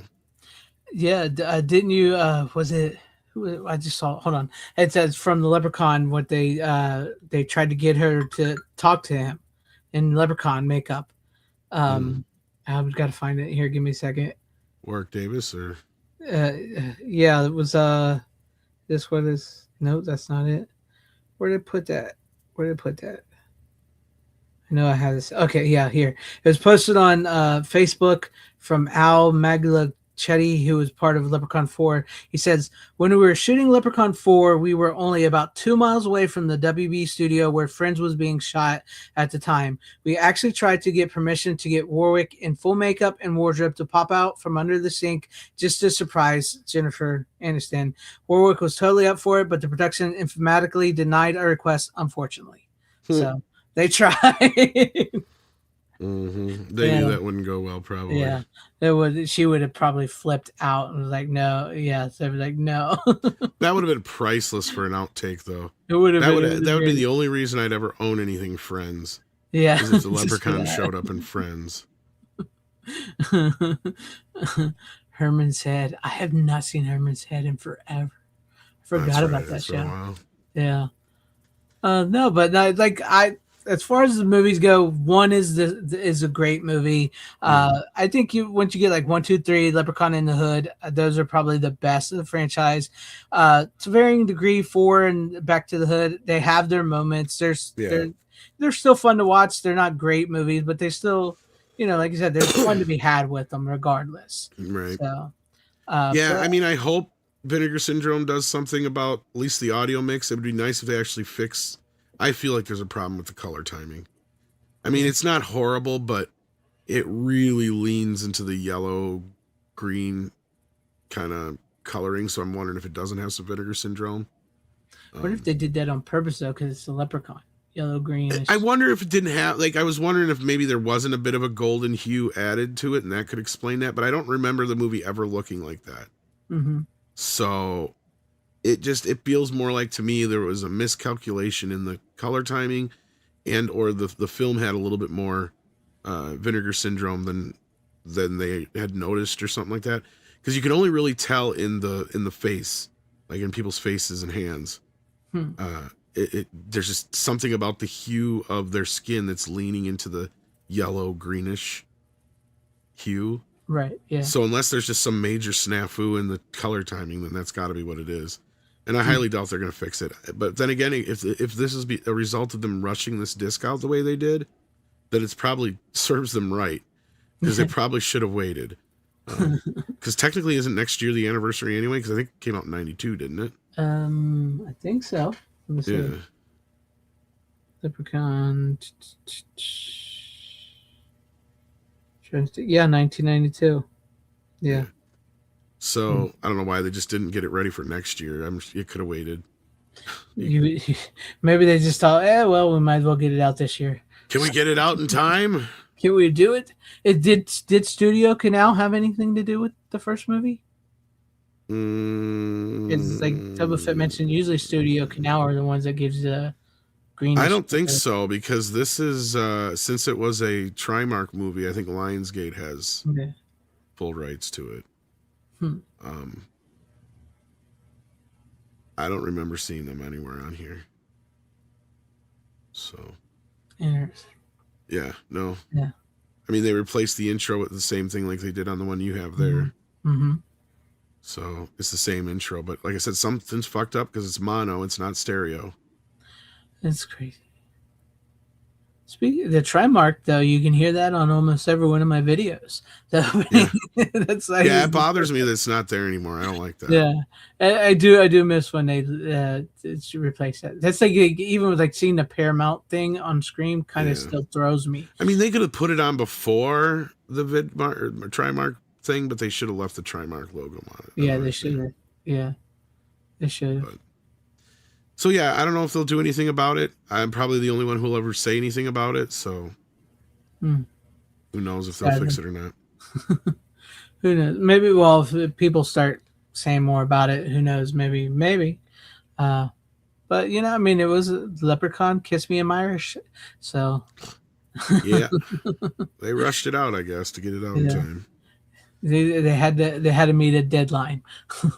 That's what I'm thinking too. Is I think that if they had a little more time, I don't know if this would have had the problems that it does, because these seem like some QC issues somewhere down the line. Yeah, and I gotta be honest, that slipcover in the steelbook, it's kind of disappointing. It's kind of disappointing looking. Honestly, the old one is kind of better in some ways. But yeah, the one that you have with all the other movies. Yeah. But that's the only way you can get it, is through Lionsgate Limited. And I don't know if they're going to do any more of the films. My guess is probably not. My guess is they'll probably only give the first one the 4K treatment. Yeah, I was thinking that too. I like how 6 shows up right here. It says, Greg, I was getting out of my car when you said I'll never be a bottom. So if you want to be on top and do all the work, be my guest. Okay, 6. I mean, usually I am on top. What can I say? I do a lot of work. A lot of work. So no, I don't have much else to say about. I know we've talked about him quite a few times. So yeah, we did. I think we talked about him last year too. Yeah, I think so. You're going to have to eventually, people. I know we've been doing this show for like I want to say 6 years now, and if I continue, like if I continue, we continue. Things are going to repeat. There's there's certain movies we watch on I almost said Valentine's Day. Certain movies we watch on Leprechaun Day, St. Patty's Day, Halloween, those Friday the 13th. I mean, it's what we do. It is. Yeah. But thanks, Tom. I appreciate it. Thank you for hanging with me tonight. Short show. Little short show to get a lot in. But we did, That's the one time I watched more movies. I watched five movies. I thought it had 7, but I watched 5 movies, and you watched 10. So fuck Wolfen. Yeah, fuck Wolfen. Hashtag that movie pissed me off. I'm waiting. I'm like, let's see this wolf. Let's see this werewolf. No, fucking waste of my time. It's just a dog running around, man. I don't know. I haven't seen it, so fuck it. Fuck it with a hot poker. The critics loved it. Fuck the critics who loved it too. Y'all are a bunch of fucking snot-nosed brats because this movie sucks. They'll release a new steelbook with fixed version to get more money out of Tom. Well, I'd like to see him fix it. I mean, I don't know if they will. Yeah. I don't even understand why it's Dolby. It's an MP3 basically quality track. Like that doesn't even make sense. You have the DTS stereo track on the old Blu-rays. Yeah. How hard was it just to transfer that? Apparently, very hard. I don't get it. And then the other thing is okay, yeah, cool, you did a remix, but why not Dolby Atmos? Why 5.1? Yeah. Again, another thing where I'm just scratching my head going, okay, so you went half the way there. Yeah. What the fuck is this? Dolby Atmos is the thing to do now, man. What the hell? No, we're just gonna do MP3 for you guys. Here you go. Well, I mean, at least the 5.1 mix is true HD, so it's Dolby True HD. But I'm just sitting here going, what the fuck? The original one had a DTS 2.0 original stereo track on it, and it sounds amazing. There's nothing wrong with it. You didn't even have to remaster it. Funny. I don't know why they did, but then they turn around and I don't know where they got it from, but it's some flat ass mono fucking mix that's only 192 kilobytes per second. That's less than most MP3s are. You had the DTS track sitting right there. Yeah. Fuck.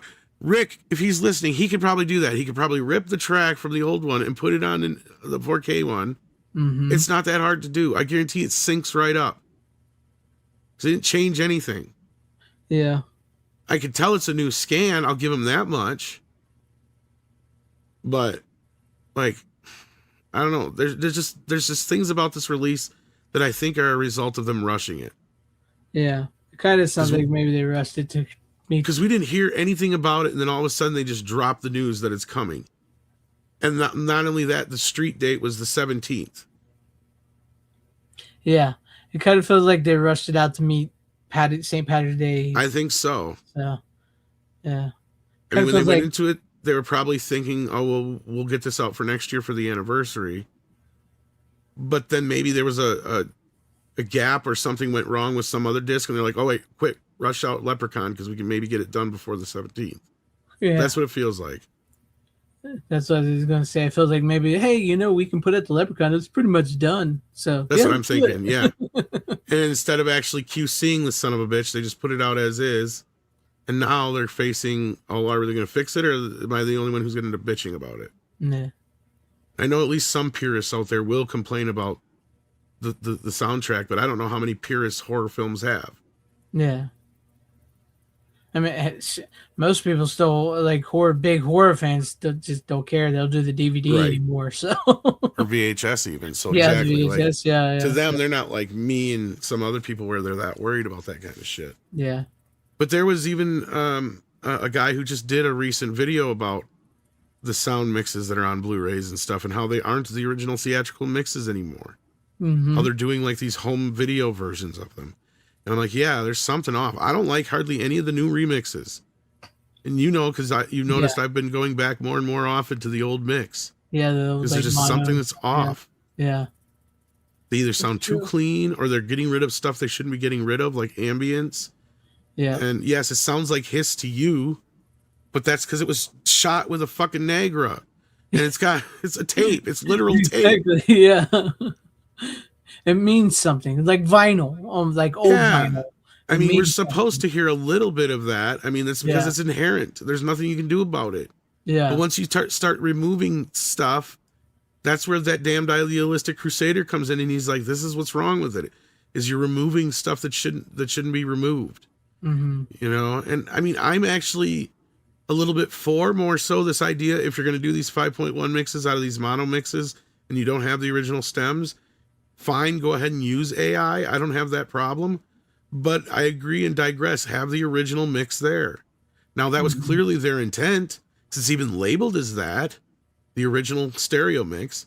But it's not uncompressed, and it sure as fuck ain't in stereo. Yeah. And I've seen this on a few releases where I know there's a stereo track, but we're not getting it.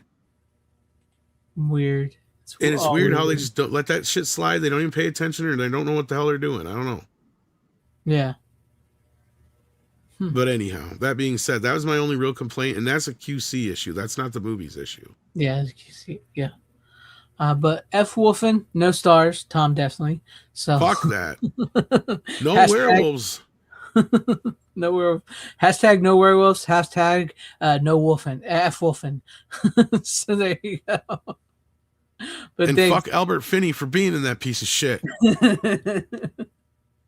And may Tom Noonan rest in peace, because I saw that he was in the movie too. So yeah, it's got a really cool, interesting, like, supporting cast. Gregory Hines, Tom Noonan, you know, even Albert Finney, you know, well enough known. It's just a shit movie. It's a shit ass movie. I mean, granted, you have to wait the entire movie to see the werewolf in American Werewolf in London, but when you do, it makes it worth the wait. yeah. Same thing with The Howling. There's a little bit more sprinkled in The Howling, but still, it makes it worth the wait. This movie, you're waiting and waiting and waiting and waiting, and you can tell their gimmick they sold this on was the wolf vision. It's like, motherfucker, you can see that shit on MTV. True. It's Ain't true. nothing special. If anything, it made the movie a cheap ass movie to make, probably. Yeah. But it has a pretentiousness to it. And that pretentiousness only works if when you reveal the monster looks damn good. Not some naked Indian guy with blood running down his face.